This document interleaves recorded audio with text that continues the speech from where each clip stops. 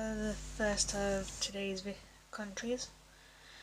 And yeah, here we go with first being Algeria. Starting off with history as usual. Here we go. Algeria is formerly known as the People's Democratic Republic of Algeria. It's an independent state in the north of Africa on the Mediterranean coast. Its capital city is Algiers and is located in the northern region of the country. And the largest country in Africa and the 10th largest in the globe. There's Tunisia borders Algeria in the north-east, Libya to the east, Morocco to the west, Western Sahara territory, Mali and Mauritania to the southwest, Niger to the southeast, and the Mediterranean to the north. So yeah, as ancient Algeria has many dynasties and empires, such as the ancient Numidians, Romans, Phoenicians, Vandals, Carthaginians, Byzantines, Abbasids, Umayyads, Idri, Rustamists, Kalabid, Ziris, Fatimids, Hamadids, Almohads, Ottomans, Almoravids, and the French colonial empire. And the Berbers are considered to be an original occupants of Algeria. And due to the Arab conquest of North Africa, most dwellers were Arabized, thus, although the majority of Algerians are Berbers, most of them identify with the Arab identity.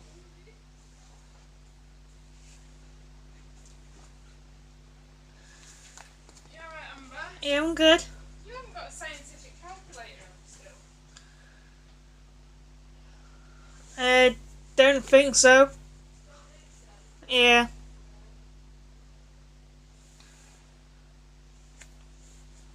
My sister needs a scientific calculator. School or not. As Phoenician merchants arrived in North African coast in 900 BC and founded what is now Carthage in the present-day Tunisia. During the classical era of Berber civilization was a point at which trade, manufacturing, agriculture, and political organisation supported a number of states as trade relations between the Berbers and Carthage in the villages grew, but regional extension also led to military recruitment or enslavement of a number of Berbers. As the Carthaginians were able to expand and establish small villages along this North African coast, by 600 AD the Phoenicians' presence was at Hippo Regius in modern-day Annaba, Rusticide, modern-day Skikda, and Tripasi east of Shershel. These villages served as ports and market towns, and in the 4th century BC the Berbers made up the single largest component of the Carthaginian army, and they rebelled from 241 to 238 BC due to a lack of payment following the defeat of Carthage in the First Punic Wars. And the Berber soldiers were able to obtain most of Carthage's territory in North Africa, as the Carthaginian state collapsed as a result of consecutive defeats by the Romans in the Punic Wars, and Carthage city was finally destroyed in 146 BC.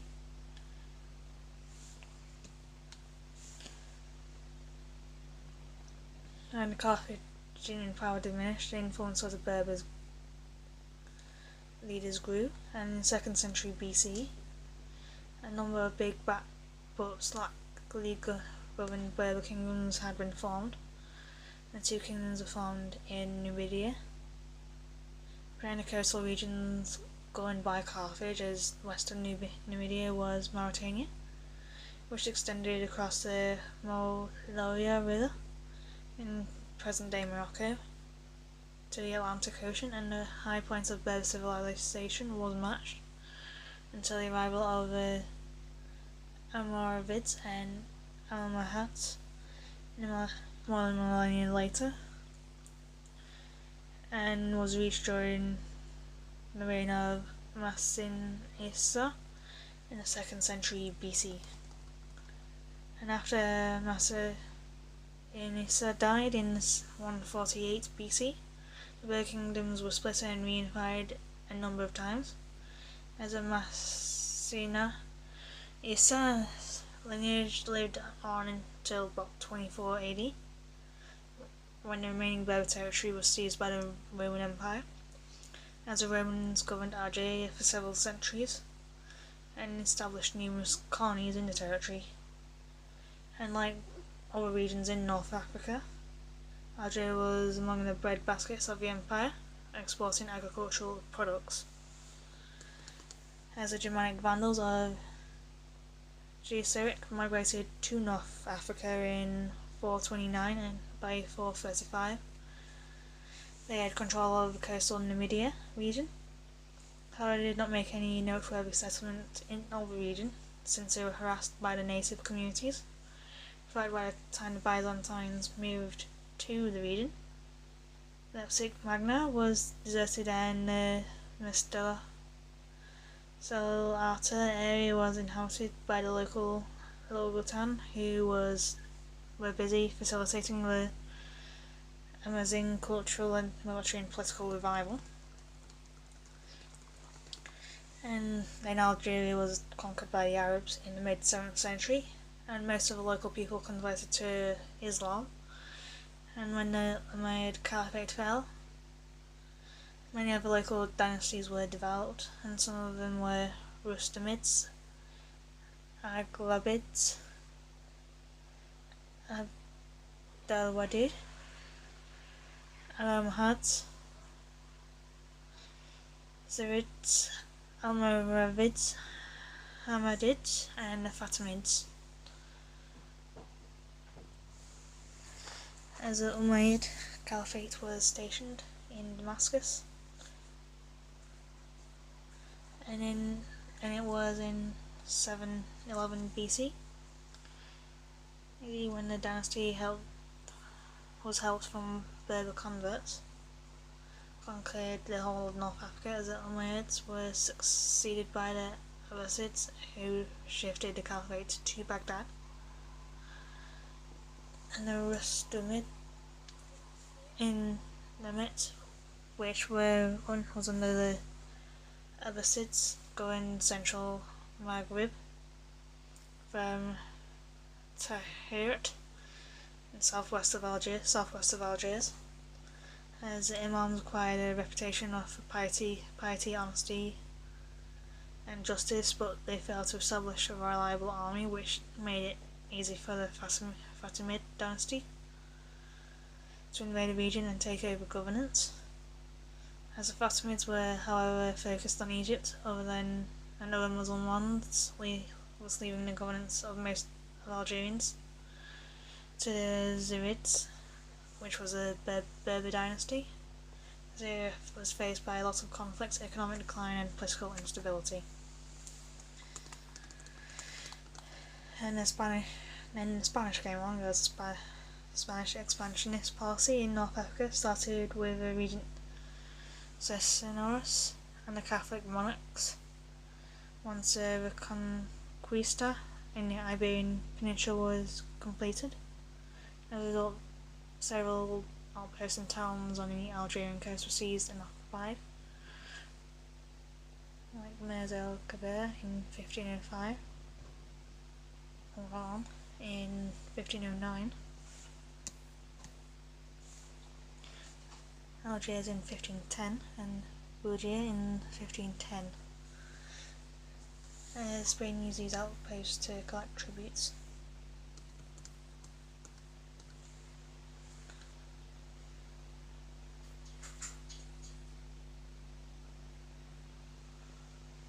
As the Ottomans partly ruled over Algiers from 1516 to 1830, under the regency of Kahir ad-Din, as Algiers became the heart of Ottoman rule in the country. But Algeria was a province of the Ottoman Empire. Normal Ottoman administration was formed, and governors referred to as Pasha government. governed the different regions. As the formal language was Turkish and Berbers and Arabs were not given any government posts, as Algiers remained a section of the Ottoman Empire, but often government ceased to have any effectual influence that was effective there.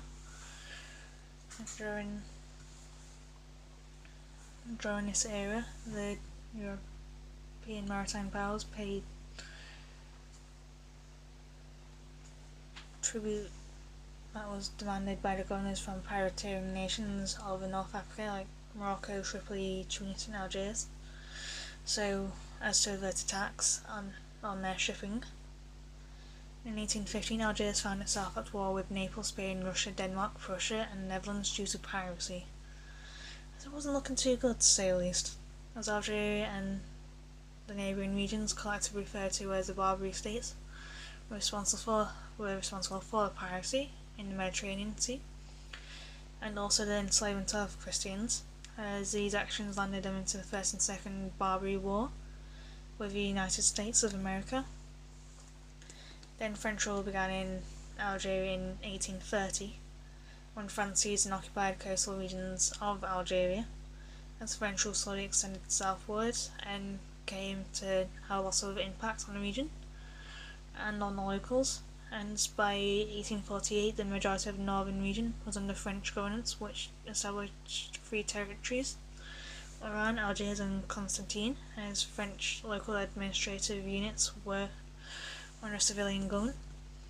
As locals, most of whom were Muslim, were repressed by the French government throughout the years and caused them lots of dissatisfaction, as the Muslim population demanded for more political autonomy and independence from France.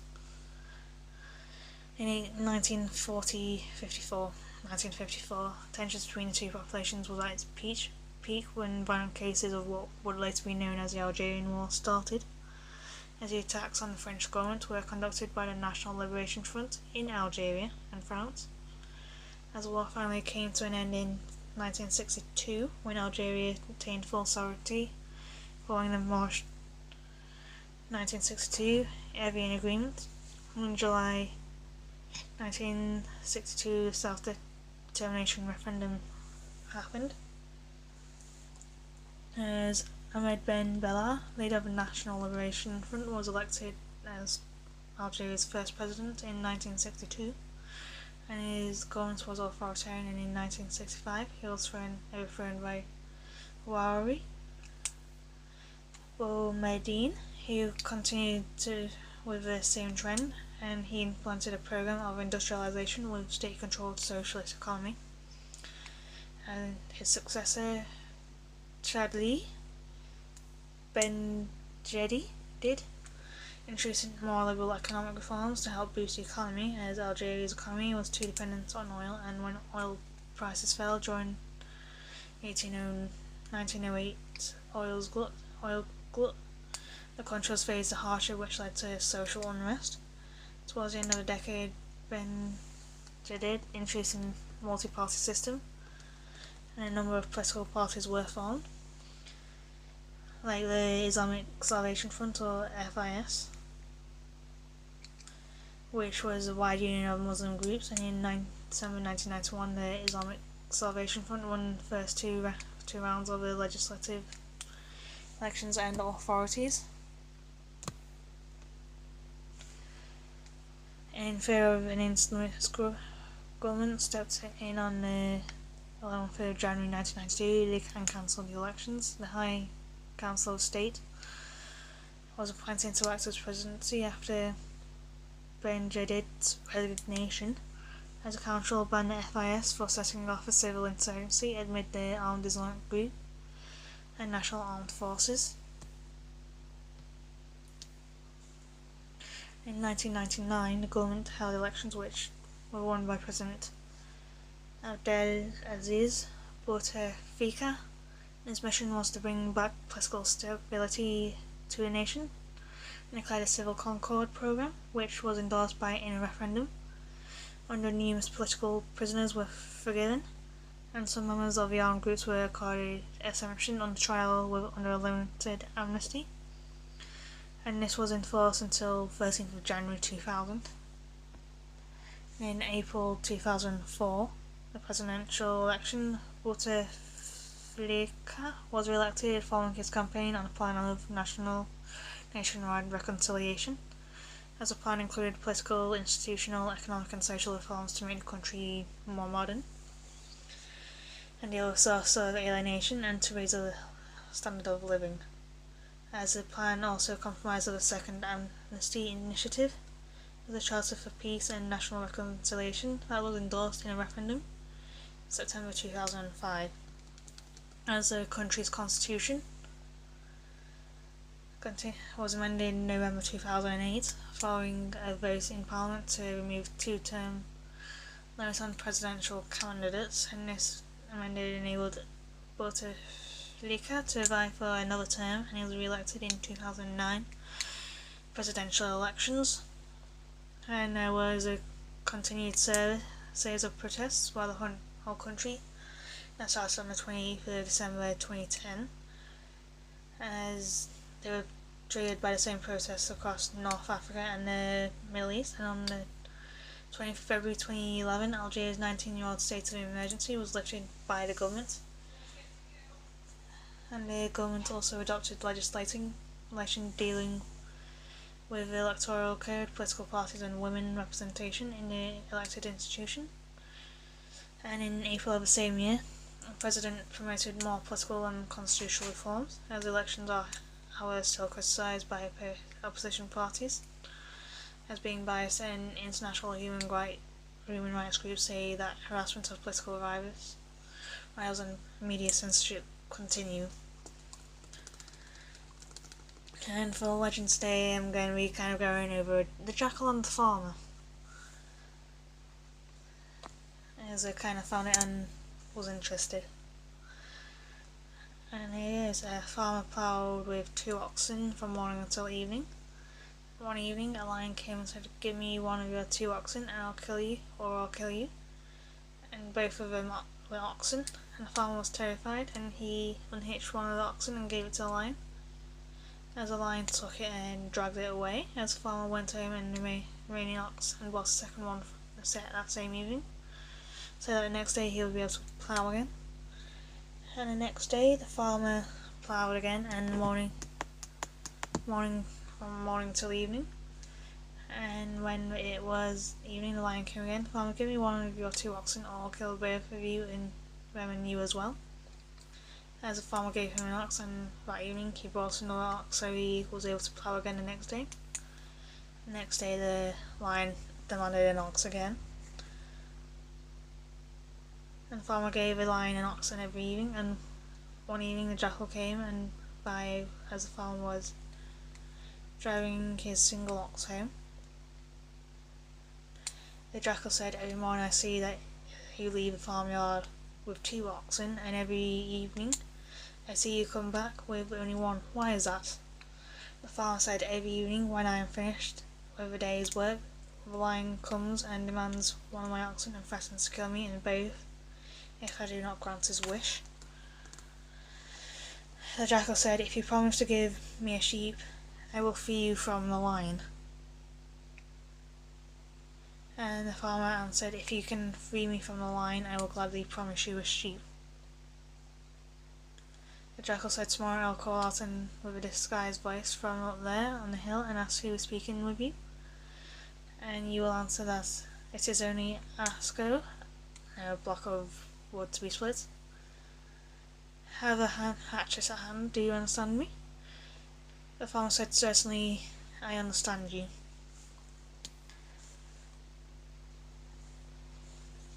The next day the farmer took a hatchet with him to the field and ploughed as usual, with 2 oxen from morning till evening.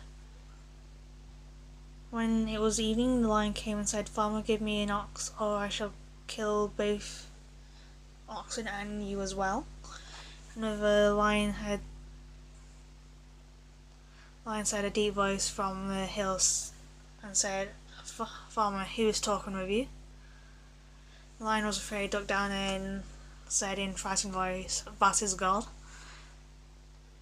But the farmer replied loudly, "It is only Asco, His voice answered loudly, "Then take your hatchet and split the block of wood," as the lion said softly.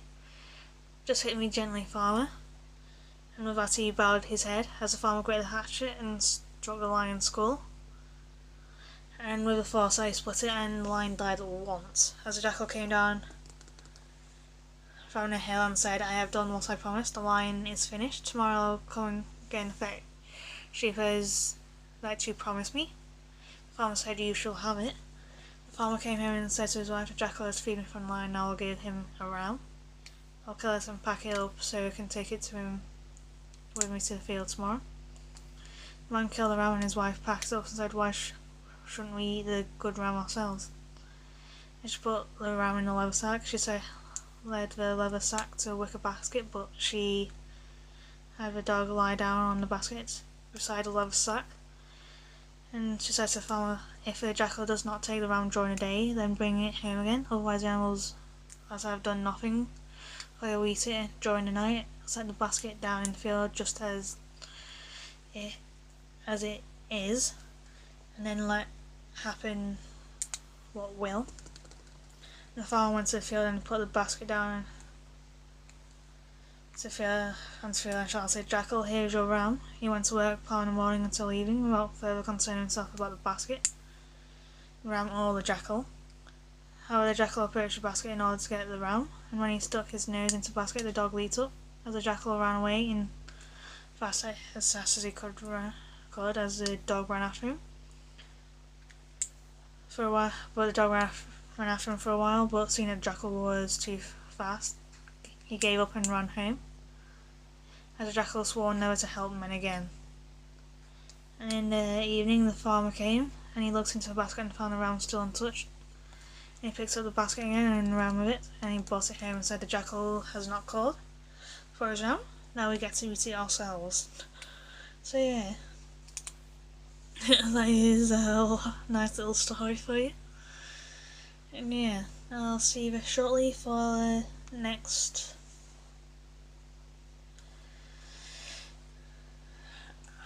country, which would be the UAE, short for United Arab Emirates. And yeah, see you shortly.